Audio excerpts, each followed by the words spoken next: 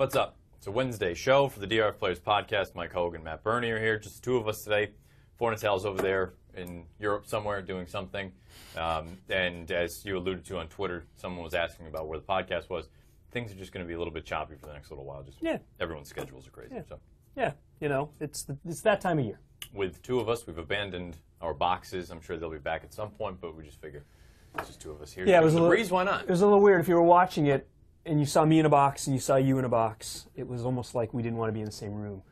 You know, who knows? Maybe we're at our desks and you don't know how the studio looks. So, I think today is nothing more. Obviously, it's not late, but I mean, it's Wednesday. We'll talk about everything that happened last weekend. Right. We can talk a little bit about what's to come. I don't want to go too in-depth, though. I'll let you and Pete take that on Friday. Yeah. And we'll just kind of gear up for the Breeders' Cup. Well, I mean, I think everything we're going to discuss from last weekend is going to be not just discussing those performances, which are worthwhile in and of themselves, but as a looking ahead to what this means for all these horses and their competitors a few weeks from now in the Breeders' Cup. Yeah, what it pertains essentially to each one of those races. I mean, do we look at it and say, all of a sudden there's some validity to whatever it may be, or it's just a complete toss out and we'll move on. Did we learn anything from last weekend that's going to affect how we view the Breeders' Cup? Right, and I'd say we just approach it the same way we did last week, where we went Belmont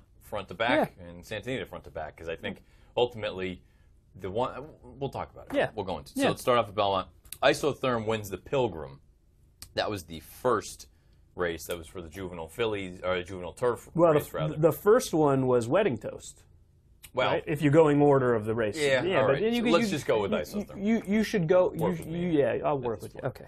Isotherm looks very good, but then again, you look at that race, and I thought there were a couple of trips in there. I thought Raise the Bar had a little bit of trouble. Thought he ran just fine. I don't think anyone in there is necessarily going to be the favorite for the race, but I think they're, I don't think there's anything wrong with any of them. Isotherm gets an 82 for the win, and the Pilgrim, thought he was fine. Right. Yeah. Looked good. I don't know if your winner's coming out of that race, but it's possible, I mean, I guess that's the biggest thing. Who will come over from overseas is going to be my big question. Well, and that's just it. I mean, you've always got to look at those two races, the juvenile turf, the juvenile fillies turf, and say it's no different than the older horses on the grass. Whoever comes over from Europe is probably going to be the classier of whatever we have in the race. Right. So no discrediting anyone. Like George Weaver, great job with this horse, done nothing wrong. I think last year was a bit of an exception, at least in the Phillies side, because I think even then we knew Lady Eli could be special. Yeah. And I haven't seen a juvenile turfer in North America yet where I've thought, okay, this one could be special. No, and I think too the other thing is it just happens so infrequently. I still think she's that sort of once in a that's fair. Name your length of time that she's not one that you're going to come across every year, every other year, every 5 years, maybe even. I mean, she was proper special. I mean, she was in a league of her own. So, as far as these boys are concerned, I don't think there's anything wrong with them. I think they're fine. I don't think they're spectacular right now, but they're 2-year-olds and they're figuring things out. So, a lot of that will hinge on who comes over from there. The Belle Dame was Wedding Toast. She went out, she did her thing. She got a 103 buyer. I want to hear your thoughts, because you mentioned something before we came on. Well, and I believe it was Chris Larmy, someone tweeted out after Saturday racing had ended at both tracks, okay, did we see any Breeders' Cup winners there? And my feeling is, I think we saw the winner of the Distaff. Whether it's Beholder if she goes, or if not, I think it could very well be Wedding Toast. I'm not sure there's a 3-year-old that could necessarily beat her. I think that's the kind of prep you want going in. She looked like much the best there. I don't think she beat... Carolina's nice, but I don't think she's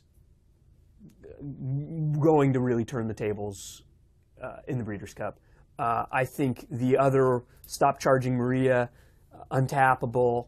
I think those horses are vulnerable. I think Wedding Toast is better. I think Wedding Toast, she impressed me. Coming into the race, I had my doubts, but she impressed me. I like the performance. I mean, there's a part of me selfishly that I hope. I've always wanted Beholder to go to the Classic for multiple reasons. We'll talk about her in a minute. But selfishly, I want Wedding Toast to be a I don't want to say prohibitive, but a strong favorite, because I'm not sold completely. Yeah. She loves Belmont Park. She loves the one turn. She's just, her record up here is fantastic. There's also, for me, always been a concern. Truly, I understand she's undefeated a mile and an eighth. I don't think she actually wants a mile and an eighth. I think she's done it in spite of the competition. Possible. Or I shouldn't say she has won due to the competition, not in spite because of the distance. But if not her, then who? Stellar Wind? Well, no, I can't envision the way that they've handled Stellar Wind. For me is a major red flag. I just, the idea that you just continue to put things off. Yeah. I just can't look at you right now. I think she has ability, but I mean, she'll be a price. She'll be a big price. So I don't know how big she'll be. Well, I think Brad Free just updated his line to 30-1. In the advance. I mean, I don't know that I'm gonna. Is that including Beholder though? Oh, I don't know. See, I would imagine that probably is. Perhaps. Once you take her out, Everyone drops down in a major way. I mean, I would take I'm a Chatterbox over her. That's fair. The other thing too for me, I guess the bigger point is, and we'll talk about another couple in a minute about the sort of same deal. I don't know that 2 turns is really her game. Right. And I think that's the biggest concern. Well, so you said at a short price, or prohibitive favorite, I think is the term you used. Or something along those lines. I don't know how prohibitive she'll be. I think she might be the favorite, but I'm thinking she's, 5-2, 3-1. And maybe that's the case. And I said I'm just hoping that she is. Yeah. I don't know that she will be, because I think you're probably right. I think because we don't have any standouts this year. I mean, Untappable's going to take money just because of who she is. And you know what's crazy? I mean, if she can somehow dial up one of her best performances, she is. I think she's better. When she was right, she was better than Wedding Toast. Absolutely. So the thought, and I may get kind of dragged into it. The thought of her somehow being able to turn the clock back and run one of her 3-year-old races. I mean, or even one of her races that was at Oaklawn at the beginning of the year. I mean, I think if she ran the second of the 2, I believe it might have been the Apple Blossom. Right. If she runs that race, I think she's a player in there. And if you're going to tell me I can get 5 or 6-1 on her, I'm going to be intrigued. But I'm not totally sold on Wedding Toast, because I wonder about the distance. I wonder about the 2 turns. And I also, that fact that she loves Belmont, I think that's something you've got to really keep in mind. I'm not going to hold that race against her that she ran at Keeneland, the Madison earlier this year, because the pace was crazy. She was close to it and it fell apart. But I have enough questions to play against her at a reasonable or a shorter number. That's fair. I also think she's gotten a little better. I think she's kind of peaking at the right time, and that effort I thought was pretty impressive in the Beldame. It was a short field. She kind of had it her own way, but she didn't look like she was working hard at all. And I think it's the kind of prep you want to see going into a race like the Breeders' Cup. Well, and then Dan and I brought that up on live on Saturday afternoon. Twofold. Is it enough? Did you get enough out of it? Because you went 24 and 47 and change. And then the other thing that we are kind of speculating about, we don't really know what the situation is. Neither one of us really loved that I didn't like it more so than he, but the fact that she was drifting out pretty good down the lane. Now Lizcano never got into her to try to correct her or anything, but I wonder, you had some physical issues. The last thing I want to see from you in a race where you had it all your own way is you not keeping the task and drifting out 2, 3, 4 paths. So I get that's in the grander scheme. It's just enough for me to look at it and say, you know what, I think I can beat you at it, or I don't want to take you at 2.5-1. And that's absolutely valid. And look, if she ends up for whatever reason getting bet down to 7-5, play against her. I just think from what we've seen this year, I mean, I'm a Chatterbox seems to be improving, and I think has now stamped herself as clearly the best 3-year-old filly on dirt, at least, that we've seen this year. And all things being equal, I think the race sets up relatively well for her if those who are going to go end up going. Sure. So she's maybe the other one. But, again, at a short price, first time against older. I don't know how good, and if you use Carolina as a measuring stick, Wedding Toast handled Carolina pretty easily. Oh, yeah, absolutely. And I also think, too, and I guess I've gotten to the point now where and I think everyone should be doing this, where you get to a point where we know well enough. I know we've got some big preps coming up this weekend, Keeneland, Belmont, even at Santa, where you've got the Santa Anita Sprint Championship. We know well enough what the fields are going to be. I mean, they're more or less, you're going to have a couple little things that change, or you'll have a clunker. Barring injury. Someone will really probably run poorly this weekend that we didn't necessarily anticipate or anything like that. But I think now you start handicapping now. You don't start when the PPs actually come out. Start now. Well, or if you've bought our advanced PPs, you've got obviously. But I mean, it's if you are deep into the game, like we obviously are, working here. But I mean, if you're a casual fan, but you're deep enough into it, I mean, you should be trying to lay these things out in your head right now. Absolutely. I'm looking at what I think is right now it doesn't look super crazy as far as the races are concerned. I think it's rather formful thus far. This could be one of them that maybe something kooky happens, I think. That's fair, yeah, because maybe you do get a 15-1 shot. Maybe one of the 3-year-olds all of a sudden just loves Keeneland and really continues to develop and run some race that we didn't think she was capable of. Or even one that's in good form that's going to be a little overlooked that might get a trip, like Frivolous or something like that. Yeah, right. It's sort of a wild card that you look at and you're like, oh, wow, I didn't see that one coming. But I think I'm starting to try to identify those sorts of races where, okay, you know what? If there is something weird that's going to happen, maybe this is one of them. It's a good point because this is a race where even the ones with the top, even all the top contenders have question marks. Yeah, absolutely. Absolutely. Let's move on to La Verdad. She ran in the Gallant Bloom. She wins. I think we weren't really surprised. She was controlling speed. She gets a 102. She does it all her own way. Yep.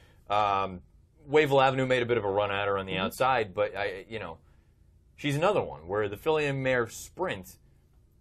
I think right now cavorting is probably the one to beat, but you look at it, and if they do, which it sounds like they're going to pay the fee for La Verdad to go, I don't think, if she gets more heat thrown at her early, and she has to stretch out to about 7, I think that's the official distance, about 7, I don't think, I think she needs the lead. I think the distance is a question, and if she has to go faster, I don't love her. I'm absolutely with you, especially at a short price. If she's anything below 5-1, she's a complete play against in my book because regardless of where she goes, 6 is her distance. She loves 6. If she shows up against the boys at 6, I don't know. I don't think she's good enough.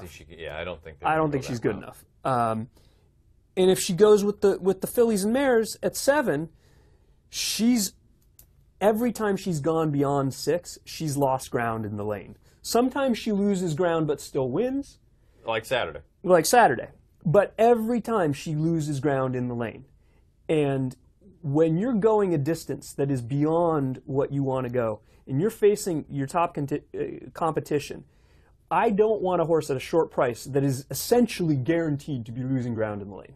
And I think that's a good way of looking at it too. It's not knocking her ability. She has clearly. Yeah, she's a very fast, she's a very talented fantastic mare. filly. The problem is, and this will go into it with the next race we talk about, the Vosburg, with the whole discussion that we've been having on Twitter. That it actually went on a tangent from us talking about it to everyone else was talking about it as well. That circumstances are the big thing for me. And for her going forward, she had all the circumstances work for her on Saturday. Yes.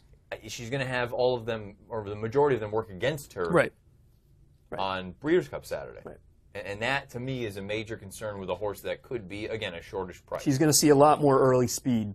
And she's going to have to go... And she's going to have to go further. Past that. So now, if you're thinking, just, again, off the top of your head, I think cavorting is the filly to beat. I don't necessarily know that she's the one to bet. Right. If you had to look at one right now... She's another one that's been hard to trust. She sometimes just throws a clunker. I think recently she's figured it out. She has. And once she's they've gotten her better. And I think it was mainly getting her going one turn. Now, I still maintain the belief, and they're not going to do it now, obviously, with Wedding Toast going.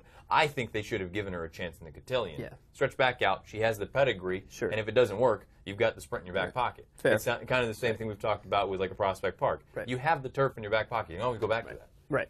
Try the dirt. If it doesn't work, you have a fallback option. And I mean, 7's a good distance for her, but she seems like she might even want the longer one turn. Maybe like a mile. Maybe a mile. We'll wait and see, and I've got to look at the entire race and how it looks to set up. But we know that there's speed there with La Verdad. I'm a little intrigued with Unbridled Forever. or Forever Unbridled, whichever one.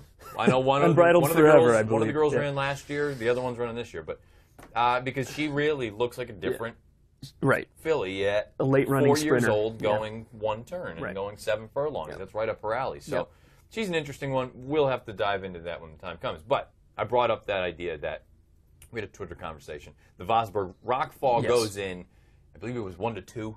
Yes. Took a lot of money. And you floated up late. It might have been 1-5 for a lot of it. 2 to 5. Yeah. On the far turn, it looks like Stallwalking Dude is Secretariat, and he's going to win by the length of the stretch.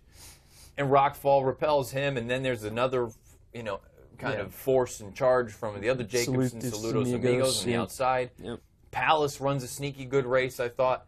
But Rockfall gets it done, and I think a lot of people immediately, red flags went up and said, that was a heck of a lot harder than it was supposed to be. Right. What did you think before I dive into it?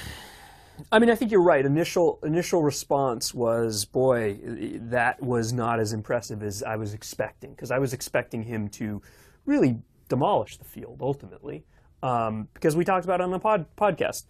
Big Beast is better than anybody in that race, and he ran close with the Big Beast. Now he's not facing the Big Beast. He should put these horses away. However, and this is why initial reaction is not always the best. Watching it again, thinking about it a little bit, that's the kind of race that he might have needed in order to move forward off of it.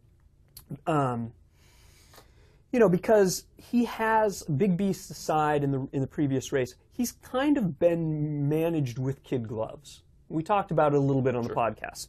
There are gaps in his races. He's a relatively lightly raced 4-year-old. They took their time working through their conditions before they tried stakes racing. So it's the kind of effort I thought it was good. I thought it was what he needed to do. I think there's even a possibility he could move forward off of it. So going back to the whole La Verdad thing, and what we already brought up, Chris Larmy. Yes. He tweeted at me post-podcast last week and said, under no circumstances, Private Zone beats Rockfall, no matter what the distance is. Yes. He's also one of Private Zone's biggest fans. And that's fine. Great. But I brought it up and I said I strongly disagree. But again, that's why this game is fun. Right. Ultimately, it's my money against your money. We'll find out in a couple of weeks. Not God willing. Right. And then some other people started to chime in. I know in our own little feed we had Marcus Hirsch pop in. He was just a bystander, just listening, just taking it all in. And he asked me. He goes, what was the reasoning? Or no, he brought up the idea of the distance. Well, no. He brought up the what do you make of the Big Beast being handled easily by Private Zone and Rockfall? And he wasn't, he was just asking. Sure. And that's when I brought up the circumstances, and it goes back to La Verdad. She had everything go the way that she needed it to go on Saturday. She's likely or unlikely to get that sort of situation Breeders' Cup Saturday. Right. For me, it's the same with Rockfall, where, and again, this was on Friday before the race. Right. 6 furlongs, I think, is better for Rockfall than it is for a Private Zone or a Run Happy or anyone else. Yes. And the pace scenario with all of those other ones that like to go out there, let's call it for what it is, a spade to spade. Private Zone needs the lead. He's yet to pass a horse in his career. He needs to have the lead. You look at the Breeders' Cup sprints in the past 2 years. He hasn't gotten the lead. He doesn't win. Right. He needs to have the lead. Right. With other horses in there, whether it is a Run Happy or a Fast Anna, we'll see what they do Friday on opening day at Keeneland. Rockfall can sit and pass. With all of those other speeds lined up on the front end, I have to think that it's going to take the starch out of one another, just strictly from a pace standpoint. So, again, this was on Friday. Yes. Then Saturday comes, and we watch the race, and immediately I have people chirping on Twitter, and Chris was one of them saying, do you still really think that and I was in the camp, and I still am, more so than, I'll just kind of take your statement and go even overboard with it. I thought it was perfect. I love him more now than I did going into it. Well, because, it that's was... strong. And that's the thing, and I know it's a grade 1, but really, we talked about it all day on live on Saturday. They were grade 1s in name. Yeah. They're preps. These were prep races for the Breeders' Cup. Right. I think he got everything he needed out of that. Right. He was not. I would be stunned if he was cranked. Right. I mean, stunned. Keep in mind, he got a 104 Beyer to boot. Right. I would be stunned if he was cranked up. You watch the tape of the race. He did everything the right way. Javier never hit him with the stick. Yep. It was a strong hand right throughout, which is good. I like that. More importantly, if he's not cranked up and you have, look, they're not grade 1 sorts, but they're good runners. Stall-walking dudes, Solitos, Amigos. When they come up to him, he fights. He's got a little bit of gumption. He's got a little bit of fortitude. He doesn't want to let you go by. And I think that's an important thing, that if he does get into a duel, let's say at the top of the lane, and I think Dan brought that up, because you may have that scenario present itself, Breeders' Cup Saturday, where at the top of the lane, they're head and head. That's when I think Private Zone, normally, I think he can use his sort of second quarters to kind of distance himself from the other speeds. Yeah. Well, guess what? I don't think he can do that with a Run Happy. No. If that's the case and he has to do that, and let's just say he does put away Run Happy. Right. Now you've got Rockfall coming at you, and now you've been softened up a little bit. Right. Look, again, it's not a knock on the horse. I just think it sets up very good for him, and I just think Rockfall, for me, he's still the horse to beat in the spring. I don't know if I'd go quite that far, but I see the point, and I do think 6 is not the best distance. I do think I would completely agree 6 is the best distance for Rockfall, and it's not the best distance for Private Zone. Because I think, aside from whether or not he needs the lead, I think part of where Private Zone is super dangerous is to be able to carry that speed so long at further distances. Because like you said, at 6, you've got others that are as fast as you early. Maybe even faster. I mean, like perhaps a even Fast Anna. Fast Anna. Or a Work All Week. Or any of these horses. They're legitimate. They are. Fast for a quarter mile. Absolutely. And and the other thing, too, that we have to make mention of is that it certainly, there hasn't been a decision made, but it certainly sounds like they're serious about Dirt Mile with Private Zone. Who knows? I'm praying for that. Right. Because for me, at that point, I'm going to try to beat him with both fists, because he is not proven at 2 turns. Right. He's better one. He's only gone 2 turns one time in his North American career. Right. And that was over a synthetic surface at Del Mar way back when in the El Cajon. Right. And I think a mile is pushing it. I mean, look, I know he won the cigar last year. That was on a phony track. Right. The speed carried. The inside was good. He took advantage of it all. I think at a proper mile, with other legit runners in there, and now you got to go 2 turns. For me, I would be way against him. I still think he would be the favorite in that race. Other legit runners in that race is the big asterisk. Even so, though, because I don't know who all we're going to see in the Dirt Mile. I would even, but I guess for me, I'm saying I'm going to play against him if he's in that spot. Whether it's know the also rans in other races and they just needed a spot, or whatever the case may be. I just think. And again, it's not a knock on this horse. I think he's obviously, I mean, he's very, very good. He's won multiple grade 1s. He's won them at different distances. Right. I know Chris had brought up the idea that he won that race at Belmont going 6 furlongs, the Belmont Sprint Championship back in July. My only argument against that would be he didn't really beat much. I mean, he beat an old Cleary now. He beat Green Grotto. Like, it's just a different animal. And there were a lot of scratches in that race. I mean, even horses like Bay of Plenty. And there was somebody else, I think, that was going to go, but scratched. There were scratches. Big Beast scratched that day. It was the Big Beast, yeah. So I think circumstances he was allowed. I mean, against inferior competition, he can do it against at 6. Can he do it at 6? He's gonna have to prove to me that he can do it at 3/4. Right, especially at a short price. I'm absolutely with you. We'll move on from that. I'm sure that conversation will come back up again on Twitter at some point. The Joe Hirsch Turf Classic, Big Blue Kitten gets it done, 106 Beyer. He beats out a couple horses, one Slumber, who, I can't believe I picked him, and he proved to me why I just don't pick this horse, because he was a goofball out there. Big Blue Kitten is a goofball. They're just very sloppy with their lead changes. The horse that ran the best race, that probably should have won, was Twilight Eclipse, and I think Dan brought it up on Saturday after the race. Obviously, he was a little bit disappointed because he had Twilight Eclipse at a fair number, 5 or 6 to 1, whatever it was. I think people will go overboard. Let's keep in mind, Twilight Eclipse is Twilight Eclipse. Right. And there are, I've said it, I think on the podcast too, some horses find trouble. Yeah. They just do. Yeah. Sometimes they do. And, be careful if you focus too heavily on the trouble with horses that sometimes just regularly find trouble. Twilight Eclipse is a fantastic underneath key. He rarely wins. Run. He runs. He runs his race almost every time. But like you say, he very rarely gets the job done. Yeah. And that's a very fair way of looking at it. And you know what? I said it Saturday. I've just kind of come to terms with this. They are what they are. These are our grade ones. These are our Big grade Blue ones. Kitten. He's a nice horse. He runs his race each and every time. We talked about how we talked about consistent. Yeah. That horse, he's only been off the board 5 times in 29 starts. Right. And he shows up and runs every time, too. And you could have claimed him. And you could have had him for 25 or 35. When 25, yeah, and then, well, yeah. So, again, I think it's a situation. We had confirmation yesterday that the Grey Gatsby is going to come over. Yeah. And, look, he might have 4 Euros in the race. He's been off form this year, but for me, he automatically becomes the favorite because he's just run against such better competition. Right. And that's not to say, look, I mean, they've still brought up the idea that Flincher may come over after the Arc. The Arc's on Sunday. Mm-hmm.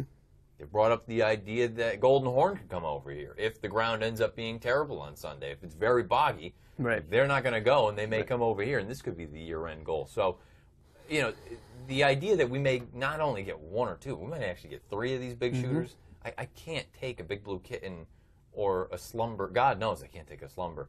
I can't take Twilight Eclipse. I just look at it, and again, this becomes a race where I'm going to probably just do the sort of uninteresting thing and say, give me the Europeans. Give me the Euros. Yeah, no, it's true. I mean, it's hard.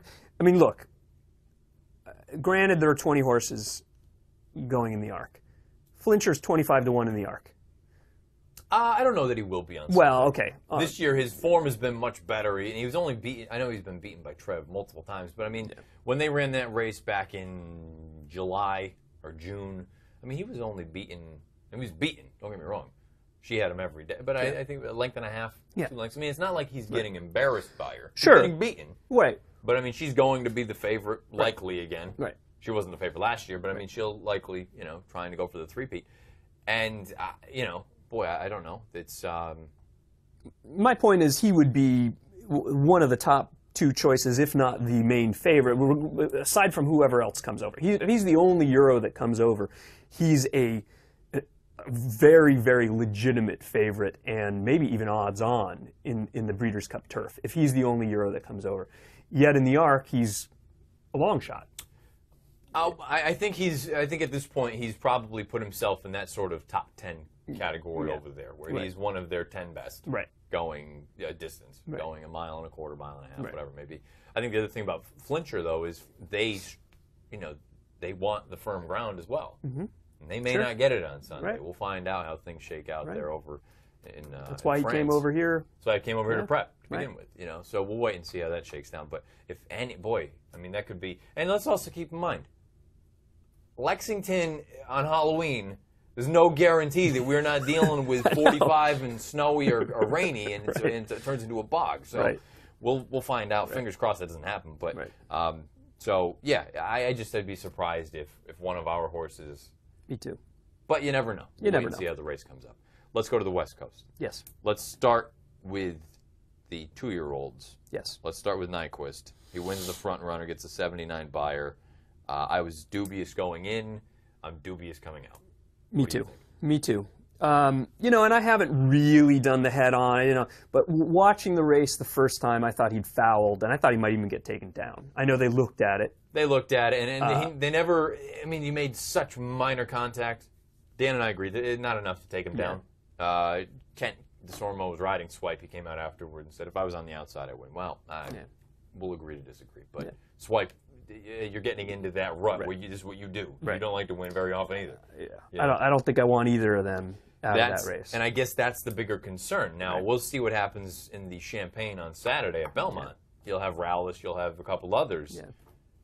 This is another one where I look at it and go, Nyquist is going to be, even if Rowless wins, and then if Rowless runs off the page, he'll be the favorite. But Nyquist will likely be the favorite for this race.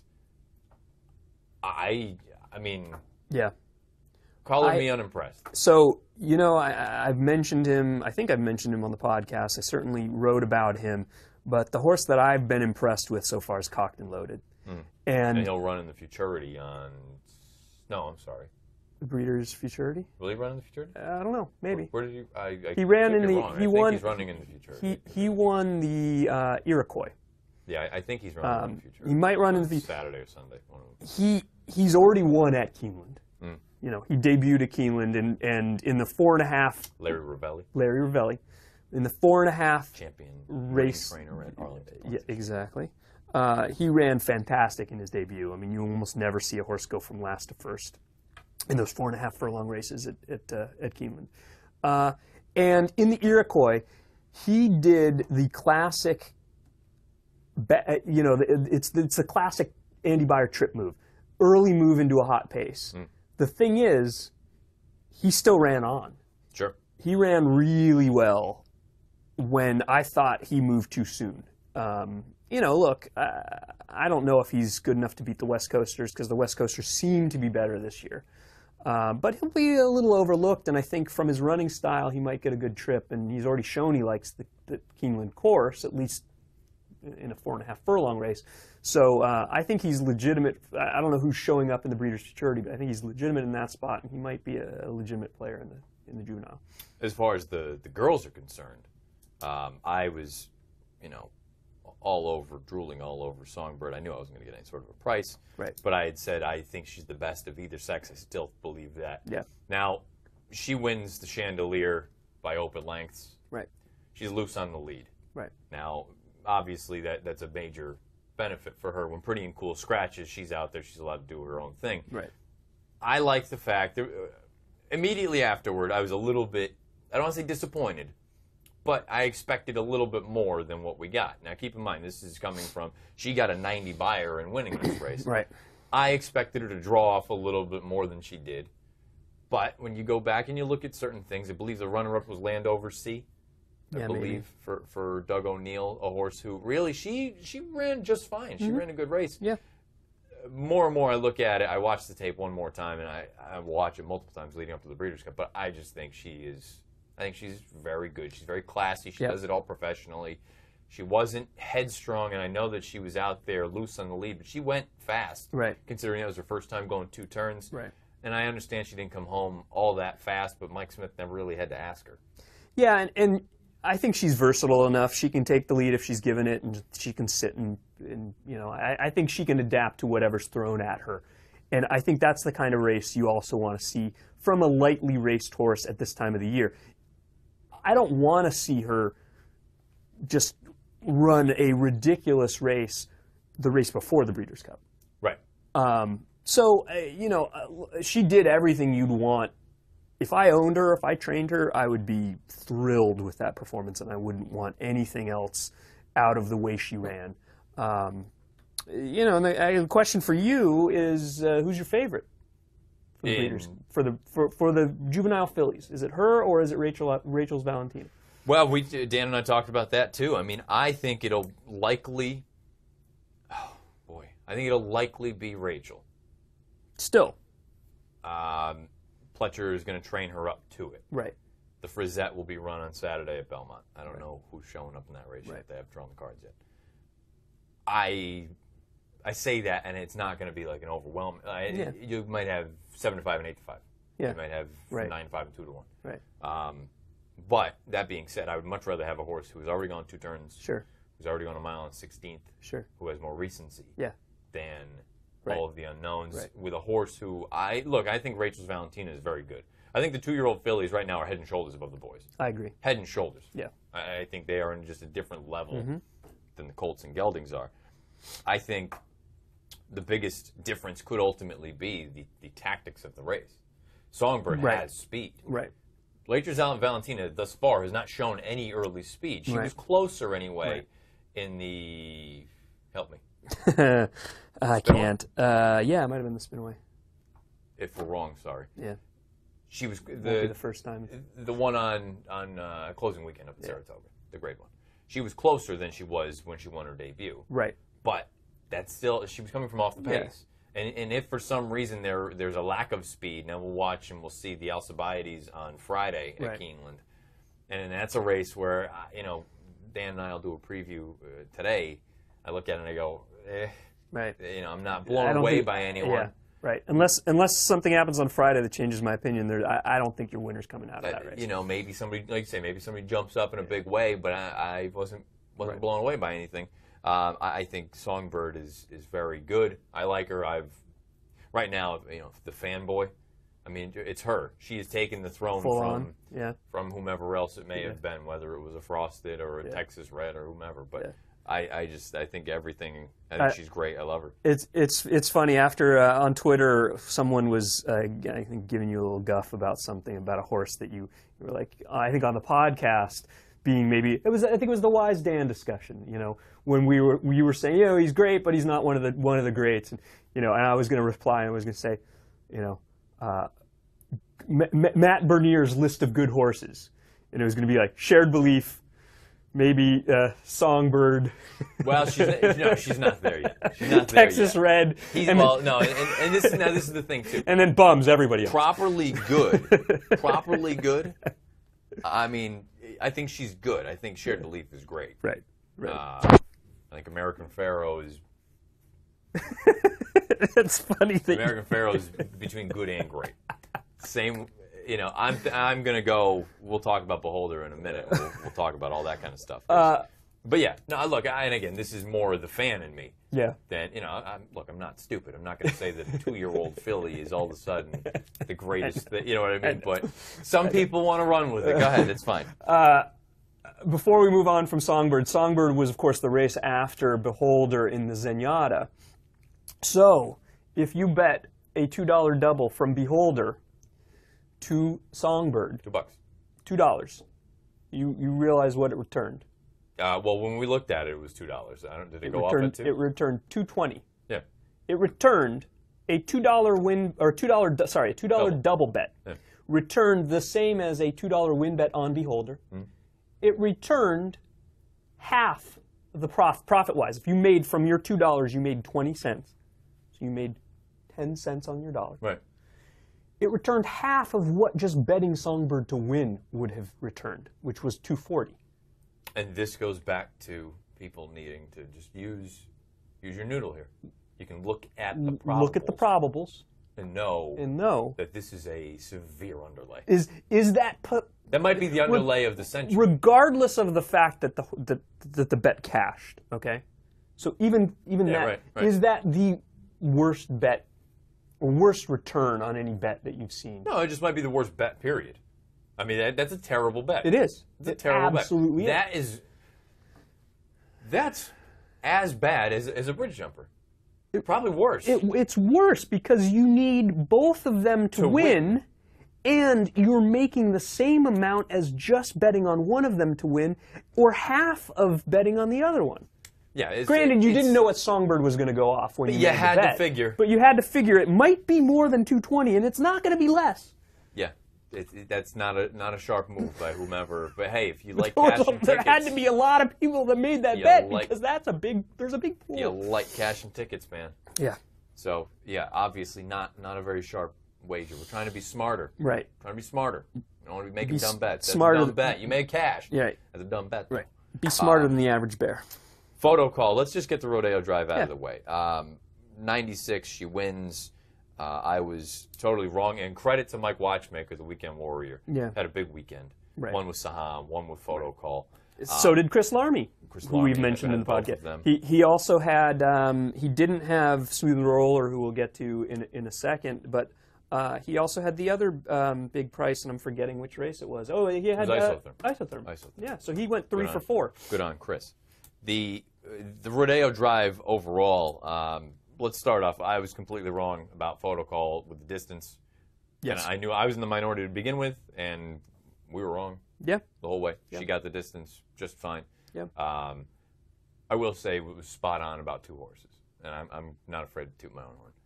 Later Pimpernel, I don't know what the fascination is with it. I still don't get it. I don't get it. She takes money every time. I don't get it. Right. She's yet to run fast. I tossed her completely. And as did I, and hard not to like. I mean, she just was going up and down the stretch. She did not act like she wanted any part of it. On the far turn, and I need to watch, I've watched the race only a couple times, so I need to focus just on her. But on the far turn, to me, it looked like Victor rode her as if he thought she was best. He went wide, he swung out, she lost some ground. He thought she was going to kick on, and she just didn't. So I don't know if it was the distance or the ground loss or what. I mean, the distance probably is a little further than she wants to go for sure. But I felt like it was maybe a little bit of an overconfident ride on a horse you think is by far the best in the race. I mean, it may have been, but I just don't think that, for me anyway, watching it, that's not enough of a, you handle her like you think she's, going to win for fun. That doesn't excuse the fact that she didn't bring her feet up. Right. And that, for me, is the bigger thing. Going into it, she had so many things. She had race shapes work in her favor each of the past 2 times. And the way that she finished last time, going back to her left lead, and then with the unknown about the distance, I wanted no part of her. Right. And she didn't let me down. She just kind of went up and down. Right. And now you look at this and you say, look, now photo call, maybe she's one going forward that you got to take a look at as far as the filly and mare turf. But it's another group that I just, let me see who wants to come over here from Europe. Up in the air, yeah. Because I don't think there's any sort of consistent. The only consistent thing about this group is that they are going to beat each other. Right. Or a new face that shows up. Well, yeah. I was devastated when 3 Heart scratched because I think she would have had a chance in there. What was her story? Do you know? I don't know. I just was disappointed. Yeah. PO'd when I came in here. I was like, oh. So. Yeah, I don't have much else to say about that race. I'm kind of with you. I don't want any of them in the Breeders' Cup. Case closed with that race. The Zenyatta Beholder, she does her thing like she was supposed to. She never really gets out of a controlled gallop. 99 buyer. Now, if you're just a unabashed, buyer figure follower, you're going to say, she regressed 15 points. That doesn't mean anything. She never had to run. This was a paid workout where, again, I hate to say it, it's a grade 1 in name only. This was nothing more. Yes. Dick Mandela had to be sitting there, and I read his quotes, and he was saying, leading up to the race, I was thinking, what if she does get beat? How dumb am I going to look? But once she broke, I thought Gary rode her perfectly. We laid it out. We said, just park her out there 5-6 path. Just keep her out, keep her out of trouble. Just let her run. Let her do her thing. Yeah. She went off. I thought she did everything that, for me, for my money, that's all you wanted out of her. And look, even if you are an acolyte and you follow the figures closely, look, you got the bounce out of the way. She bounced to the moon and still won easily. Well, if you believe in bounce and you believe in the numbers. Not even that, because I believe in the bounce, but I don't look at that as a bounce. Well, what I'm saying is if you're thinking, okay, off a 114 buyer, there's no way she can improve that. Well, there's your bounce. See, I disagree though. I disagree because I still want. I mean, I don't know that. Look, we talked about it. If you took her out of that field, and Warren's Vanita is just not the same mare she was earlier in the year. Right. That's borderline an optional claiming race. There was no quality in there as far as grade 1 or grade 2 is concerned. It's certainly not what we have seen with the Untappables, the Stop Charging Marias, the Wedding Toasts, even the Sheer Dramas. Any of them would have crushed that field. But my greater point there is, I still don't know. Now, she's kicking the stalls down, and she's training well. She's firing bullets in the morning, and she's going out, and she did what she did there. When she actually has to run again, I don't know. I don't know if it's taken too much out of her. You never really know until they have to ask the question. Of course. They never had to ask, for a quarter of what she has in her on Saturday. So I don't know, and then we had someone who was watching the show on Saturday sending us some tweets and saying, Beholder can't ship. Beholder can't ship. And I went back into it and I said, not to be rude. I'm going to disagree greatly because the 2 times that she's shipped, okay, maybe she's quirky. And maybe she doesn't love to fly and doesn't love a different surrounding. Right. That's more the issue for me, to be honest, than doesn't only wants Southern California. What is the concern? Just that there might be some quirkiness in getting her transported more than once she gets there, we're fine. I'm less concerned about the surface or any of that sort of stuff. Well, they were bringing up the idea that, she threw a fit before the Oaks. I said, the Oaks that she lost by half length? Right. I mean, I'm okay with that. And then you bring up the Phipps, and she got hurt. Right. I mean, I don't know that she can't ship. It's too early for me to say that about a filly that... Exactly. Look, she's done nothing wrong. I'm not going to hold... I'm not going to... It's hard enough to handicap a race to begin with. I'm not going to handicap whether or not she's going to throw a fit a half an hour before the race. Like, look, if you can predict that... Right. We should be using your mind for something a lot greater than horse racing. Right. I just, absolutely. I can't. I'm not going to hold that against her right now. No. And if you like her, don't worry about that. No, I wouldn't. That's my advice. And so going back to that thing, I just don't know that. I'm not going to say that. I think she can't run. Clearly, when she's right, she can run. Right. I just wonder. I mean, We've seen a lot of happen multiple times, and Beyer and other people have brought it up. Very often, just because it doesn't look like the horse is being asked and they're doing it all on their own, they're still running really fast. Right. You wonder how much that saps out of them a little bit, and we'll find out. I guess, and we'll tie this in with the Awesome Again now. Let's talk about the Awesome Again. Let's do it. I want to know what you think. Now you have a little bit of a spoiler. You already know my initial thoughts, and everyone that watched on Saturday and even on Twitter has seen. What did you think when you watched the race? Well, I thought... Honest opinion. Not, no, at the time. At the time, I thought if Bayern is still a horse, he's going to win for fun, because he had it all the way he needed to. More so than he has in any other start this year. He set reasonable fractions. Oh, boy, I would even go and say he set slow. Modest fractions. Yeah. Especially for Southern California. I mean, 48-3, I think it was, for a half mile. Yeah. And you're clear by a length and a half? Right. I mean... Right. Yeah. I thought, okay, if he's still a horse, on the backstretch, he's gonna run away from everybody. Obviously, that didn't happen, and after the race, they came out and said, "Okay, we're retiring him. He's not the same horse." But during the running of the race, that was my thinking. Like, okay, that is exactly. If I'm Bob Baffert, if I'm Kaleem Shaw, if I'm Martin Garcia, who I believe was back on, that is exactly what you want halfway through the race. The second half, it fell apart. I mean, he's lucky to get third, frankly. But clearly he proved he's not the Bayern we saw last year. I tweeted out after the race. I said, Bayern is winless and the Mets are in the playoffs. This is clearly not 2014 anymore. It's the apocalypse is what it is. That Bayern can't win loose on the lead with it all his own way. The difference is he didn't have a phony racetrack to help him out. I'm just saying. Oh, well, he had been 3 for 3 at that track. Probably, he had been. So. Yeah, but two of those were when he was early 3-year-old. And the other was when he took out some competition. When he sideswiped everyone. So now you're watching this and you see a horse that everyone had talked about. We know the trip well documented in the Brubaker. Just didn't work for him. He threw a fit, dumped Smith, still thrashed around stumbles. Right. Smith had him parked in L.A. when they were running in San Diego. The whole way around, still only gets beat by a half length. Yeah. He rolls up. And did you think he was going to win?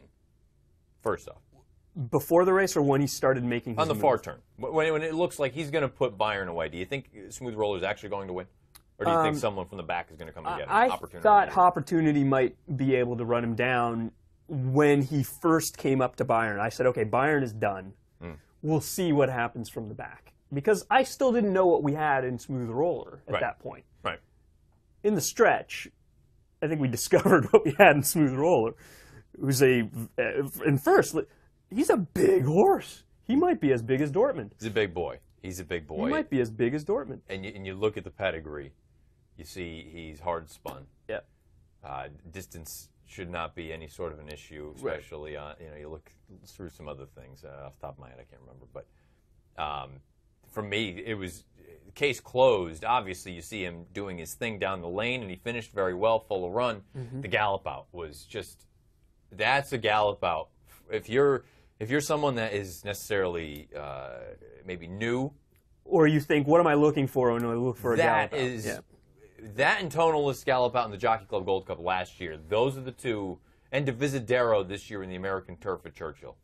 that is a gallop out. Those three are the gallop outs. Those are, I mean, he looked like he didn't get pulled up until way on the backside. Yeah. What do you do with him? He got a 111 buyer. He's raced 4 times. 4 times as a 4-year-old. And he debuted as a 4-year-old. Right. He's had some problems. Right. He's a gelding. What do you do with him? Well, he's going. Oh, so he is going. That Victor Garcia said the idea they're going to do the same thing that Beholder's going to do with Dick Mandela. They want to get her there probably 10 days before, have their final workout at Keeneland, and then into the class. Okay, here are the pros. If you like him, what do you think first? It always comes down to price. But I mean, let's just say I think he's legit. Go with your I think he's legit. Go with the pros I will and just cons say first. I think he's legit based on what I saw on Saturday. Go with the pros and cons. The pros, you will get a bit of a price because Victor Garcia. Sure. Who? He's not a known trainer when you're showing up against the Todd Pletchers, the Bob Bafferts, the Richard Mandelas, the Hall of Famers. Sure. Okay. So you'll get a price. And because people will think, boy, who is this horse? He was running in a restricted stakes race 2 races back. Yeah. This is his 5th career start. What is this? Right. So you'll get a price if you like him, and based on that effort, if he can repeat that, he is absolutely, I think, a player. Again, it comes back to price, but I think the price will be there. Now let's go to the cons. I think that may have been. I'm afraid that was the peak. I'm afraid that was not the race that you want prior to the big race, but that is the Materialities Florida Derby rather than setting you up for the Kentucky Derby. Okay. So that's a concern. The other big concern is, like we said, who did he beat? He beat Byron, who's not a horse anymore, and was retired off of the effort. Right. You beat Opportunity, who... I love him, but he is what he is. Right. You beat Imperative, who ran on relatively well to get 4th, but he's still Imperative. He's still sneaky if they go to get a piece. Yeah, but let's be honest. He'll be a huge price. That's my He'll point, be a huge price. That's what I'm saying. Sneaky to get a price. So by that, he's maybe 10th or 11th choice in, and maybe 20th best older male horse in North America this year. So now you got to face, American Pharaoh. You got to face Beholder. You got to face Honor Code. You got to face Liam's Map. Not to even say anything about Tonalist and even the lesser choices, even the ones that might be considered the also-rans, are going to be legitimate horses. So he's the wild card. He really is now the wild card in the Breeders' Cup Classic. And for me, it all comes back to price. If he's the wise guy horse and he's 7 or 8 to 1, he's going to be tough to take in that field. If he's completely overlooked and he's 15 to 20 or even more, he's a player. I tweeted it. I'm afraid that I'm being suckered in by fool's gold. Yeah, well, that's the concern too. But then you bring up the idea that, and I think this is where you and I will differ, but thinking the same outcome. So, same church, different pew. Yeah, along those lines. Okay. You brought up Materialities Florida Derby. Yeah. For me, the difference is it's apples to oranges because Materiality had to run every step in the Florida Derby, and I think that he bottomed him out. Okay. I wonder if, and I think that's why, and some would argue he ran a very good race in the Derby. Mm-hmm. Yeah. For me, it's whatever. The thing with Smooth Roller for me was it's not necessarily that took anything out of him, the way that I'm looking at Materiality. I feel like you squeezed Materiality too dry in the Florida Derby.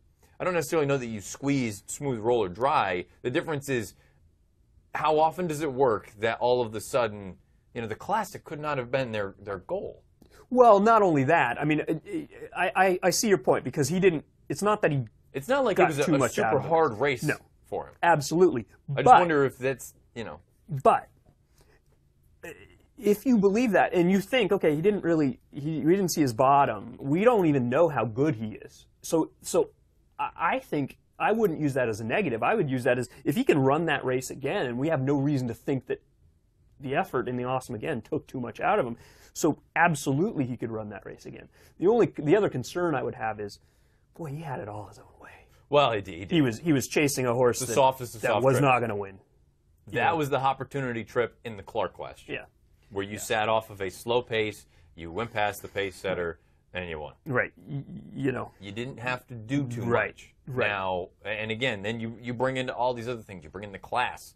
I mean, now you're going to be facing proper racehorses. Yeah.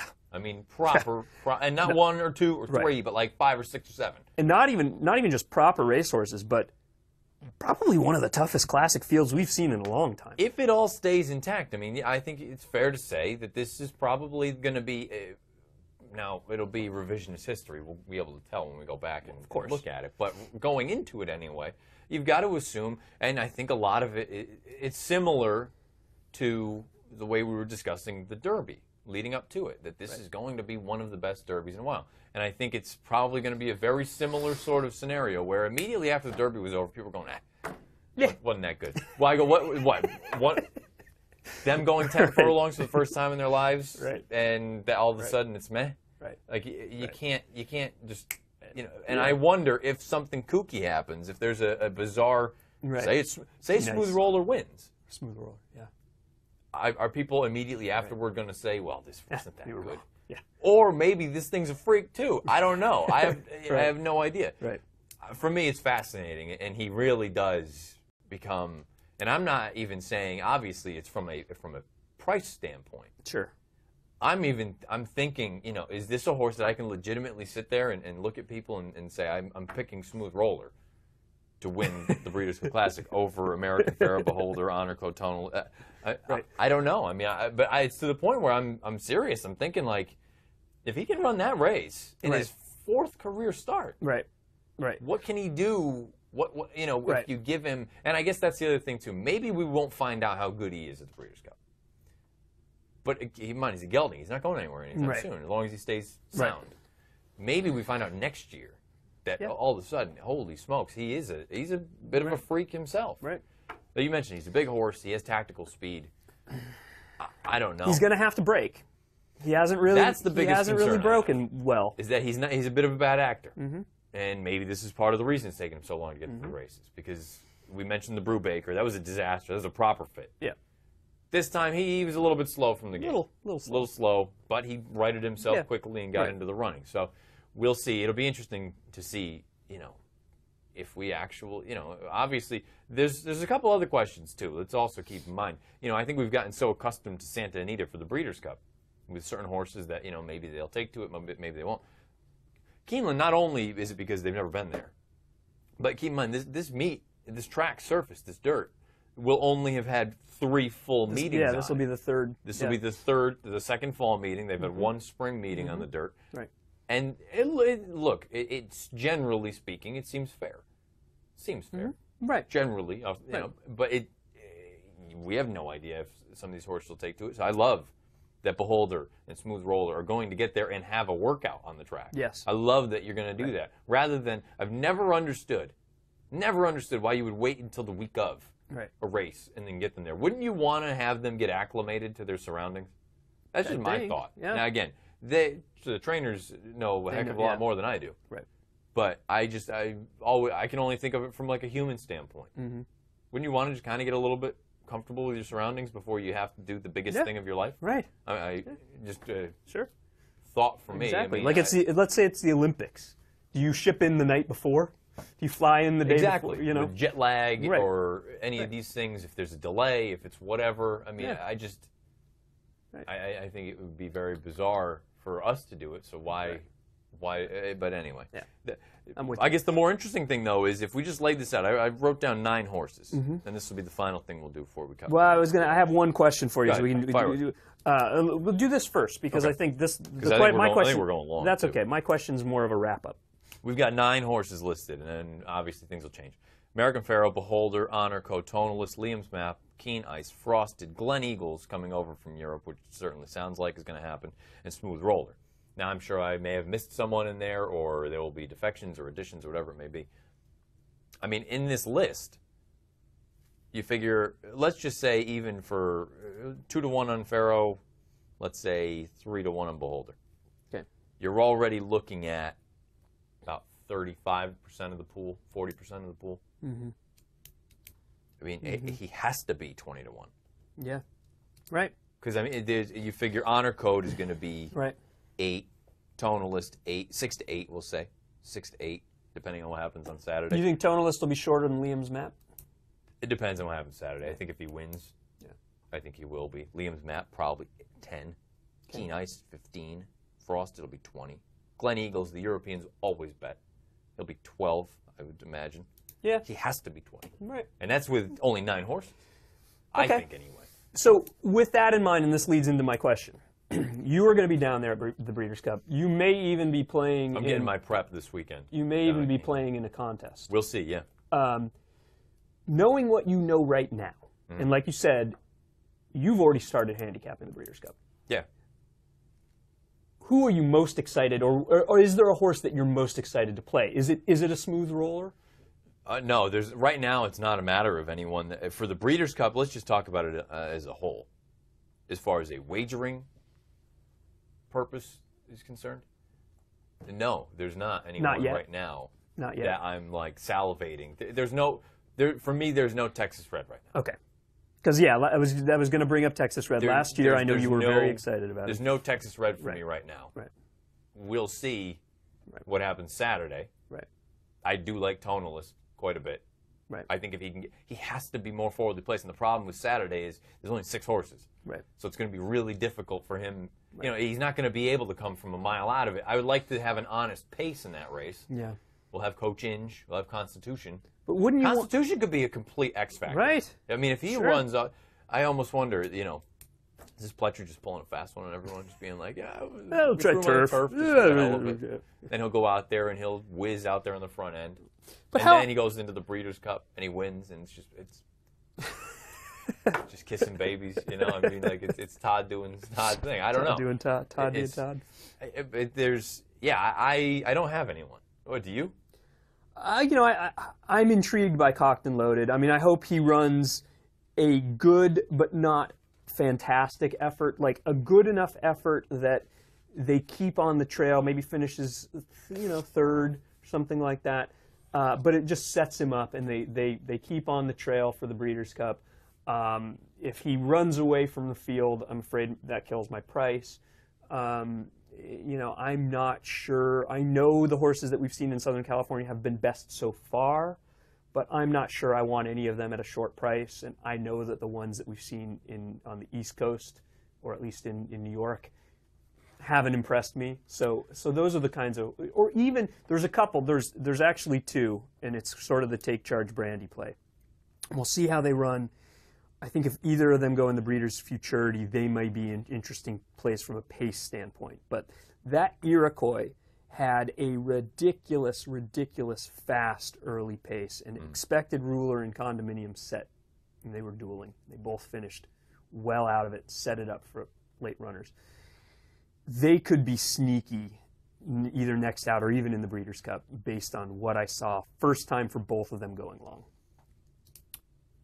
I guess right now at the moment for me, it's more kind of going back to those turf races that like I'm looking at it saying not necessarily do I love any horse in particular, but what races do I think Chaos is going to have? Sure.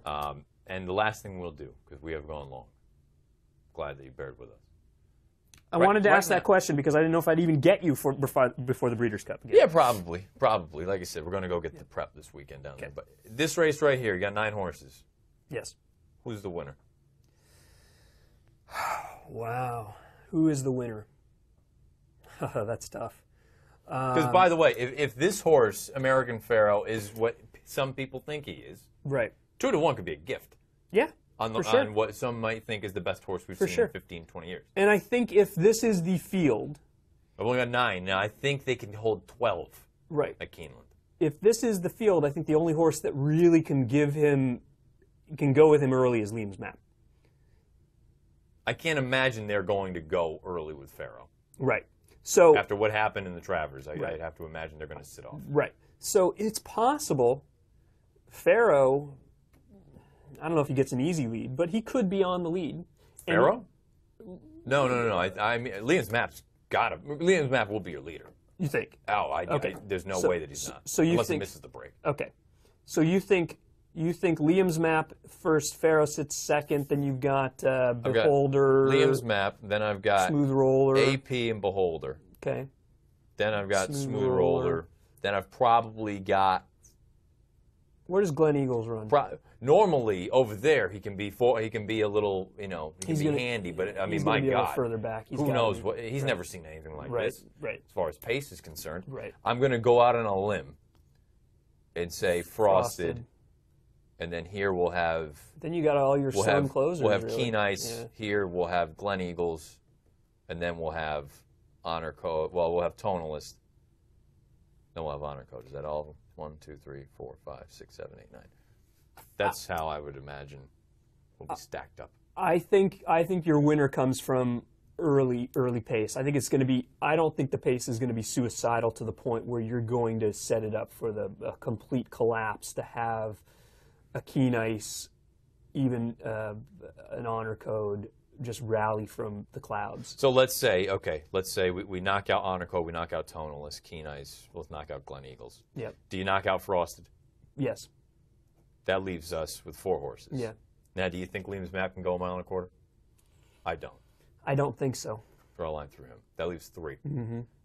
Who makes the first move at Liam's map? Who's the best value? Who makes the first move? I think it's got to be Farrow, right?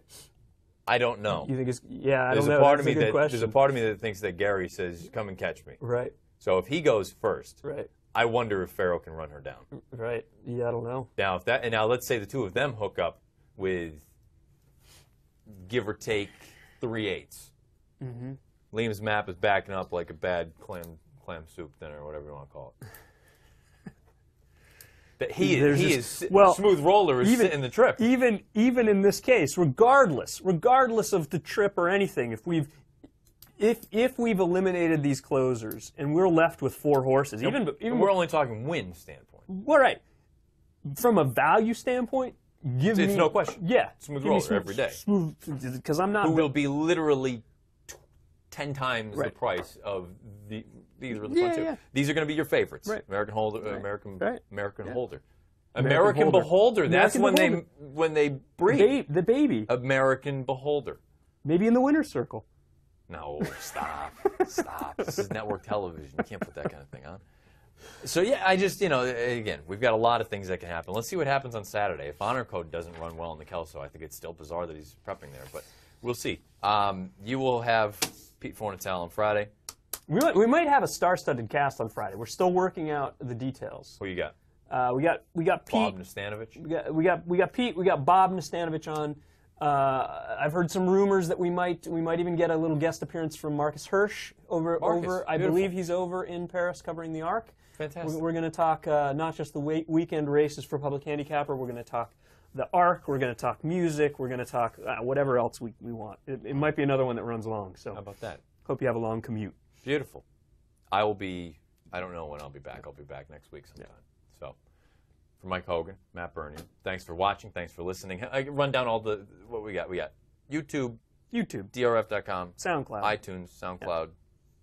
Anything else? There's I don't know. All sorts of different ways of finding us. We'll tweet it out. Hogan is always good about that. Does it fast. So, for Hogan, Bernier, DRF Players Podcast. Adios.